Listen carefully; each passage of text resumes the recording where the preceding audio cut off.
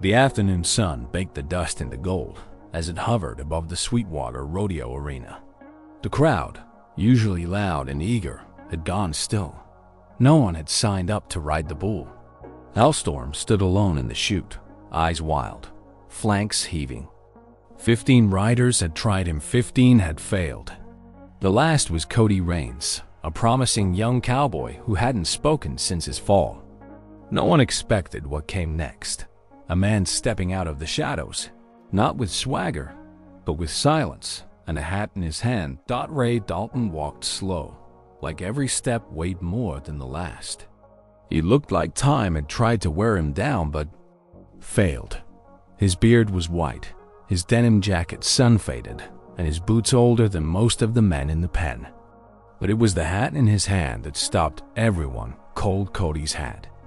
The same one he wore before Hellstorm bucked him into unconsciousness. Ray didn't speak. He just placed it gently on the post beside the chute. Hank Rollins, watching from the judge's stand, removed his own hat with a heavy breath. He hadn't seen Ray Dalton in the rodeo since Amarillo. Oh, too. Everyone remembered that day. The accident, the silence that followed, and the man who disappeared into the desert. Hank muttered under his breath, "Lord help us." "He's really gonna do it." From the fence, a young cowboy scoffed. "He's too old. That bull will break his spine." But no one laughed. Something about Ray's eyes, still focused, almost calm, made even the skeptics uneasy. He wasn't here for pride or points. This wasn't about winning a buckle. This was about something unfinished. Something buried in dust and time. Inside the chute, Hellstorm stomped and bucked, sensing the shift in energy. Ray climbed the gate slowly, but with surprising strength. His hands moved like they remembered every inch of the rope. No one cheered, no one blinked. The world narrowed to one old man and one unstoppable bull. Somewhere in the stands, Martha. Dalton watched with a clenched jaw, eyes wet. She hadn't spoken to Ray in years, but she knew what this meant. The gate clanged open, and the arena exploded with movement. Dust flew. Hooves pounded. Ray Dalton held on tight as the bull twisted and lunged, fury in every motion. But this ride wasn't about taming the beast. It was about facing the truth he'd run from for over 20 years. And as the seconds passed, one thought echoed across the arena. What could bring Ray Dalton back now after everything? 2 weeks. Before Ray Dalton stepped into the arena, the sky over Sweetwater had the same dull orange glow, and the stands were filled with anticipation. Cody Raines was the name on everyone's lips. A rising star with raw talent and the kind of swagger that reminded folks of the old legends. Tall, lean, with a crooked grin and a chip on his shoulder, Cody had never met a bull he didn't think he could ride. And on that Saturday, he set his sights on Hellstorm, the undefeated monster of the circuit. Back at the chute, Cody was all nerves and adrenaline. "Ain't no bull born that can throw me," he joked, pulling his glove tight, slapping the rope like he'd done 100 times before. But Hank Rollins, standing nearby, didn't laugh. He'd seen it before, young men with too much pride and too little fear. He opened his mouth to say something but stopped. Cody wouldn't have listened. The gate opened with a metal snap, and the world turned into a blur of hooves and dust. Hellstorm didn't buck like other bulls. He didn't follow rhythm or pattern. He twisted like something wild and ancient. Cody held on for 2 seconds, maybe 3, before the bull jerked hard to the left. His body lifted clean off the saddle. He hit the dirt hard, and before the rodeo clowns could close in, a hoof caught him across the side of the head. The crowd went silent, dead silent. The medics rushed in. Hank had seen bad falls, but something about this one chilled his blood. Cody wasn't moving. His body lay still in the dirt, his hat crushed near his hand. They lifted him gently onto the stretcher, his eyes open but unfocused. As they wheeled him out, he didn't speak, he didn't cry, just stared at the sky like it had asked him a question he didn't know how to answer. In the days that followed, Cody remained in the hospital, drifting in and out of awareness. No broken bones, no internal bleeding, at least nothing the doctors could find. But he hadn't said a word. Not to his mother, not to the nurses, not to Martha Dalton, who sat by his bed every evening in quiet worry. His silence was deeper than injury. It was like something had been knocked loose, something inside that words couldn't reach. No one could explain it. No one dared. But the truth lingered in the air around him. Cody Raines had ridden bulls all over Texas. But it wasn't until he met Hellstorm that he finally looked fear in the eye. And somewhere, deep inside, he knew this wasn't just about the bull. This fall had awakened something older. And unfinished. The hospital room was quiet except for the slow rhythm of a heart monitor and the occasional rustle of wind against the window pane. Cody Raines lay still in the bed, eyes half open but distant, as if his mind had chosen to stay somewhere far from this room. It had been 13 days since his fall. His body had begun to heal, but his silence remained untouched, heavy and unbroken. He blinked, he breathed, but he didn't speak.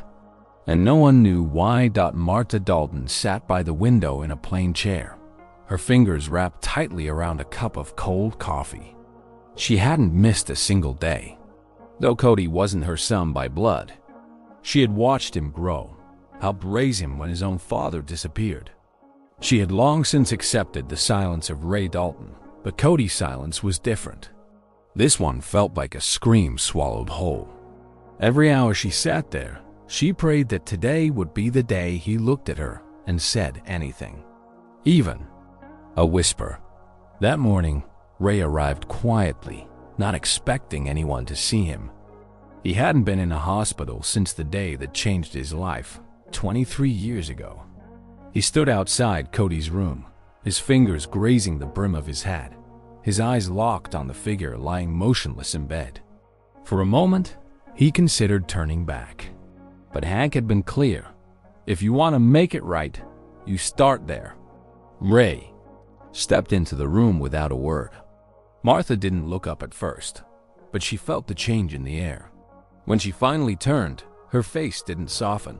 Her voice was low, bitter. "Took you long enough." Ray nodded slightly, but his eyes never left Cody. He moved to the edge of the bed and stood there, as if waiting for something, permission, maybe a sign. Cody didn't move. "I brought his hat back," Ray said, barely audible. He placed it on the bedside table with care. Figured he'd want it. The silence that followed wasn't empty. It was thick, almost sacred. Martha looked at the hat and then at Ray, a question burning behind her eyes. But she didn't ask it. Not yet. Outside the window, the wind picked up, pushing leaves across the parking lot like scattered memories. Ray stared at Cody, and for a moment, something flickered in the boy's eyes. Recognition, pain, or something older. Ray's voice cracked as he whispered, "He don't even know who I am." Martha finally spoke, steady and sharp. Maybe not with words, but part of him does. Part of him's always known. And as the room settled back into silence, Ray realized something terrifying. This wasn't just about Cody's fall. It was about everything he had left undone. And this silence might be the only voice he'd ever get to hear again. Ray Dalton hadn't set foot in Amarillo in over 2 decades. The roads were the same long, flat stretches of silence framed by dry fields and distant fences. But the weight on his chest was heavier now. He had avoided this town for a reason. It held pieces of himself he had tried to bury. But as he drove past the old arena, memories surged like dust kicked up by passing wheels. Memories of the day everything changed. It was 2002, championship night. Ray was the headliner, the crowd chanting his name like he was invincible. Back? Then, he wore his pride like armor. His wife, Martha, had begged him not to ride that day. She was 8 months pregnant, worried sick. But Ray had made a choice that cost him more than he ever expected. The bull that night wasn't Hellstorm, but it might as well have been. The beast threw him clean into the boards, shattering his ribs and his future in one brutal second. What hurt more wasn't the injury, it was what came after. While Ray lay in the hospital, dazed and broken, Martha gave birth to a baby boy in another wing of that same building. And Ray, ashamed, angry, and unable to face the life he was supposed to lead, walked out of both the hospital and his family. He never held the child, never came back. In his mind, he had convinced himself he wasn't worthy of either. Driving past the old hospital now, Ray parked the truck and sat still. He hadn't planned to stop, but something pulled him in. The waiting room looked the same. The smell of antiseptic hit his senses like a memory he didn't want. He walked the hall slowly, his boots echoing off the tile. Room 214. That was where Martha had held their newborn son. A son who never knew his father. A son named Cody Raines. Ray sat down on a bench outside the room. His hands trembled.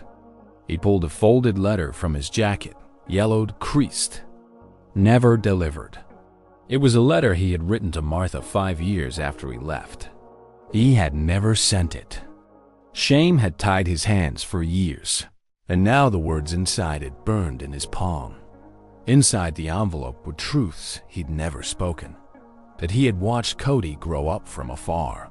That every headline, every ride, every injury the boy endured had cut him deeper than any bull ever could.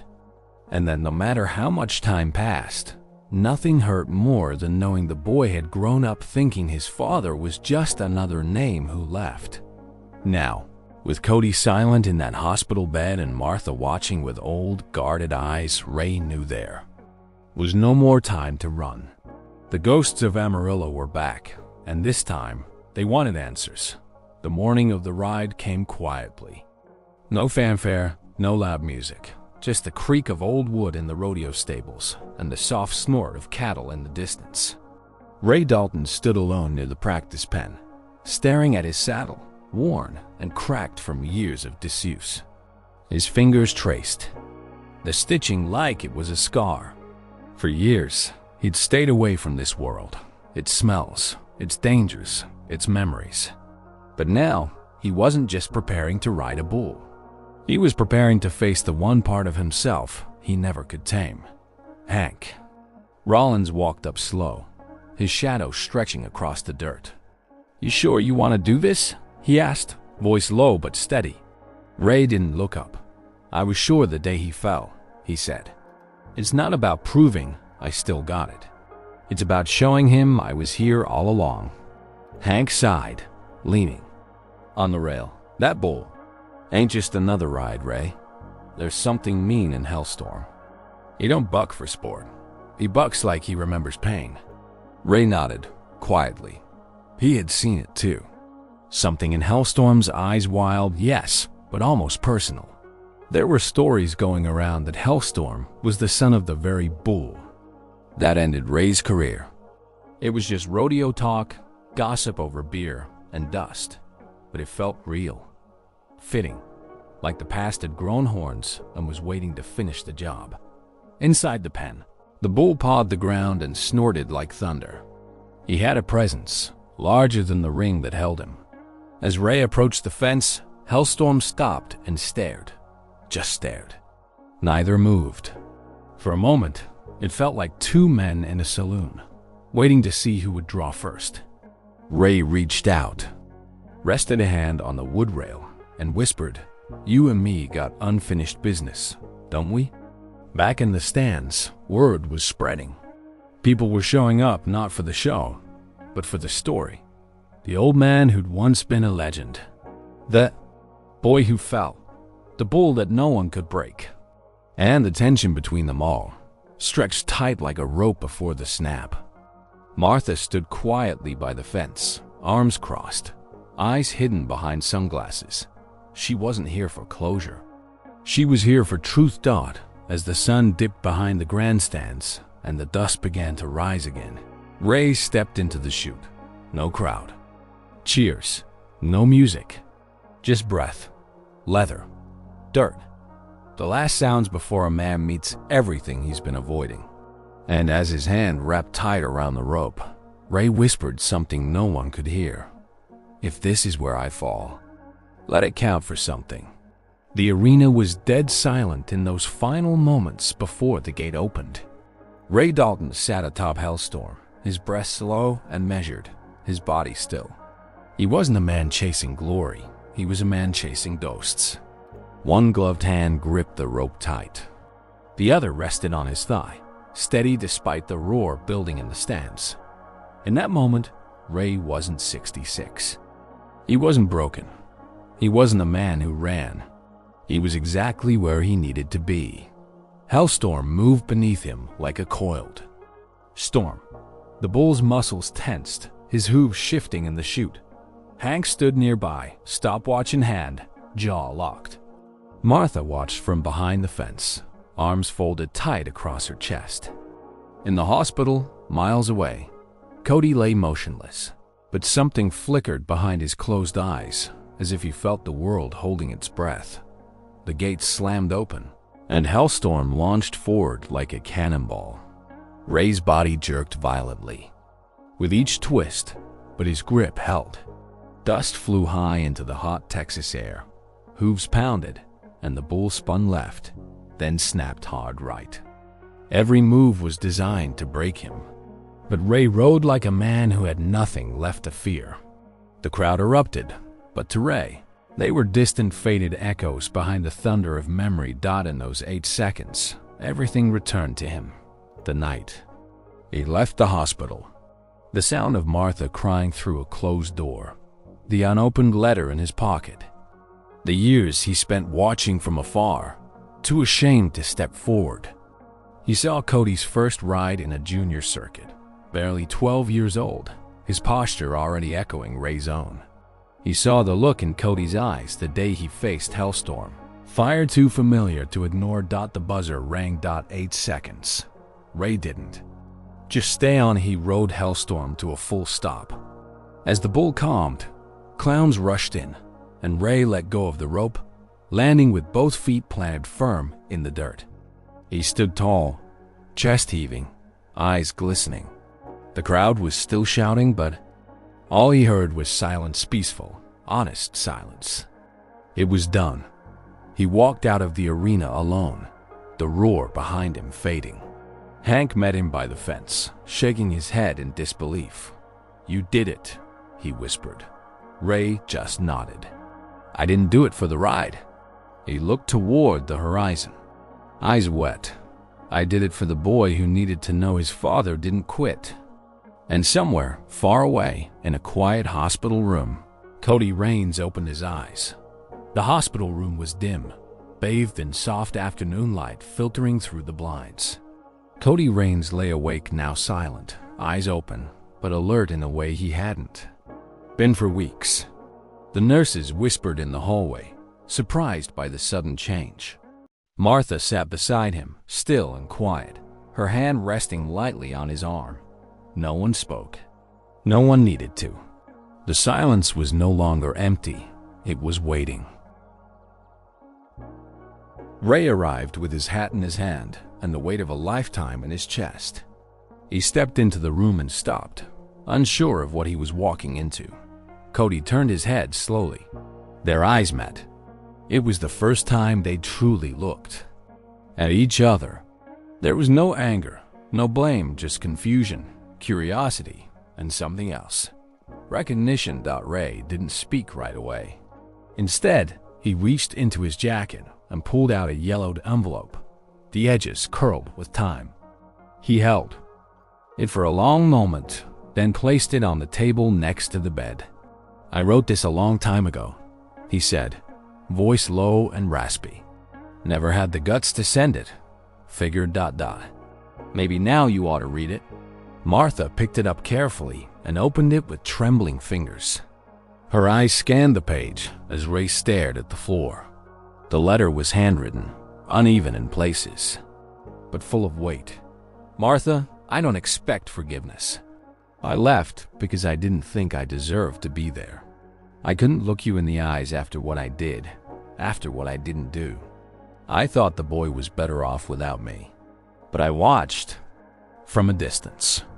Every ride, every fall. I saw myself in him, and it tore me apart. I was wrong to stay away. If you ever read this, I want you to know I never stopped thinking about you. Or him. By the time she finished, her eyes were wet, but her voice was clear. You should read this to him, she said softly, nodding toward Cody. Ray hesitated, then sat at the edge of the bed. His hand shook as he unfolded the letter and began to read aloud. Cody didn't look away. He didn't blink. He just listened. When Ray finished, he looked up. Cody's lips parted, barely a whisper, but enough. Why now? He asked. Ray's voice cracked, because I finally stopped being afraid of the answer. For the first time, there was no silence between them. Just breath. Just truth. And as the late sunlight warmed the room, something long frozen began to thaw between father and son. The days that followed were quiet, but not the kind of silence that haunted. It was the kind that healed. Cody didn't talk much, but when he did, it mattered. Short sentences, careful questions, eyes locked on his father, as if trying to read 20 years of truth all at once. Ray visited every morning, never pushing, just being there. Sometimes they sat without speaking. Sometimes a few words passed between them like coals in a fire slow to catch, but warm when they did. One morning, Cody looked at Ray with a mix of curiosity and frustration. Did you ever want to meet me? The question hit harder than any Bull ever had. Ray nodded, jaw tight. Every damn day, he said. I used to drive past the house just to see the lights on.